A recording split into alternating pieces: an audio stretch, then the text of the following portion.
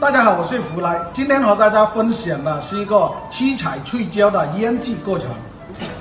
首先就要挑选一器，有些是碰伤的，或者是给小虫子咬过的，里面都会带有一定的细菌，这些就要挑出来，然后再用清水来冲洗1到2遍。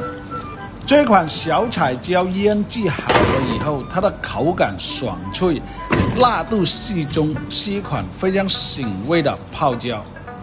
冲洗干净了以后，再把它放到一个盘里面，拿到一个空旷的地方去晾晒。在腌制的时候，可以加入适量的蒜米，这个比例可根据个人的口味来添加。如果不喜欢吃蒜味的，可以不放。腌料的比例有香醋200克、生抽600克、冰糖120克、米酒30克，全部把它倒在一起，先让冰糖在里面融化。这个配方是不加入清水的。米酒可以在后面准备封上盖子的时候再加入。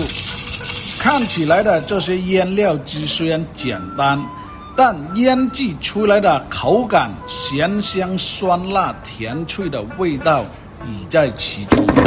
经过了晾晒后，收回来，直接把它放到密封罐里面。